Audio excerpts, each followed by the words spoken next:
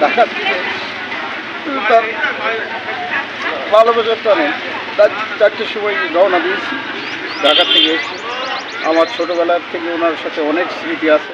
মারা গেলেন কার্পাসডাঙ্গা ইউনিয়ন বিএনপির সাধারণ সম্পাদক জনাব আবু সাইদ বিশ্বাস। আর তার এই মৃত্যুতে এলাকাবাসী কিন্তু শোকাহত।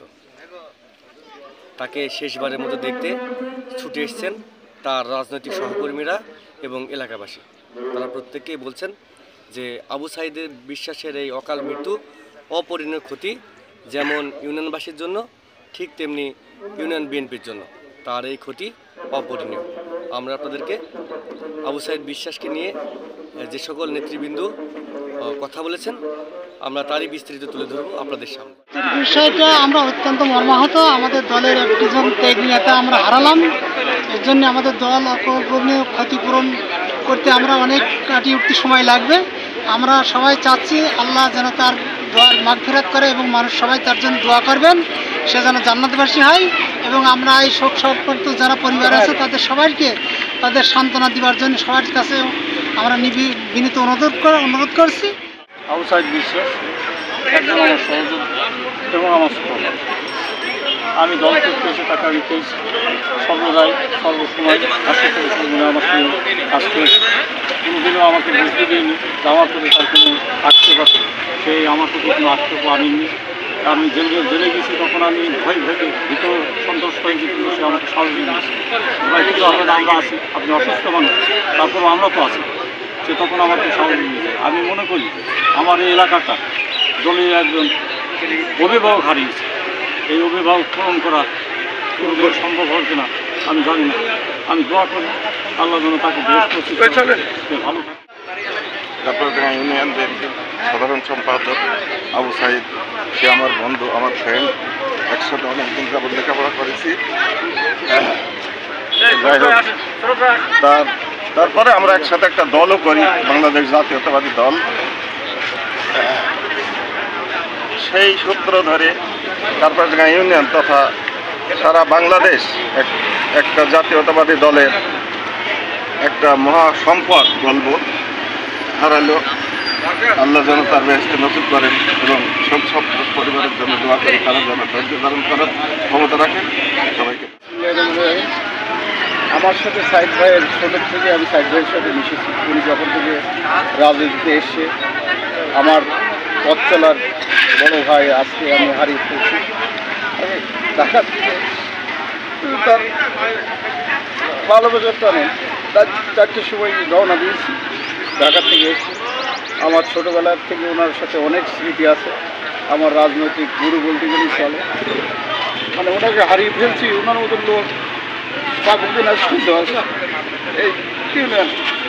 এবং আমার প্রতিটা রাজনৈতিক মানে দিক নির্দেশনা সবসময়ের জন্য উনি আমাকে বলতো যে প্রত্যেক দিনই খোঁজ দিত। আমি যেখানেই কালকেও কথা হয়েছি যে শহীদ কী করছো।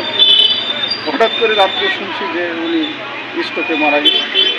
তো খুবই দুঃখজনক যে বিএনপির কার্পাসডাঙ্গা ইউনিয়ন বিএনপি এখন বর্তমানে অভিভাবকহীন অবস্থায় হয়ে গেছে।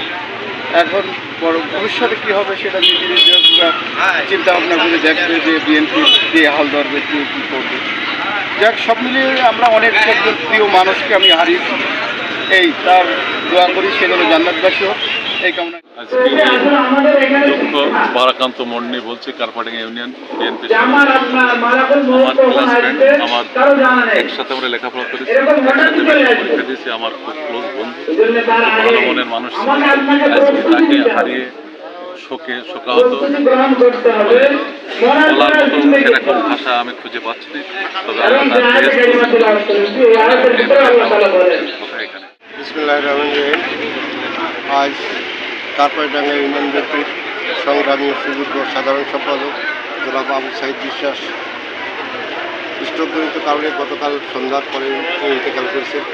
তার এই ইন্তেকালের মধ্যে দিয়ে বাংলাদেশ জাতীয়তাবাদী দল সহ অত্র অঞ্চল একটা বিরাট শূন্যতা এখানে দেখা দিয়েছে। বিশেষ করে এই কার্পাসডাঙ্গা ইউনিয়নের একজন সুযোগ্য এবং একজন সংগ্রামী জননেতা সহ একজন যোগ্য অভিভাবক তারা হারালেন। এই শূন্যতা কখনোই পূরণ করার মতো নয়। তো আমরা দোয়া করি বা সকলের কাছে আমরা দোয়া প্রার্থনা করি জনাব আবু সাইদ বিশ্বাসের সমস্ত গুণাগাতাগুলো আল্লাহ পাক তাকে মাফ করে তাকে বেহেশত নসিব করে এই কামনা আমাদের। আবু সাইদ বিশ্বাস আমাদের দামোদর উপজেলার কারপাডাঙ্গা ইউনিয়ন বিএনপির সাধারণ সম্পাদক ছিলেন। তা সে একজন অত্যন্ত বড় মনের মানুষ ছিল এবং সাদা মনের মানুষ ছিল।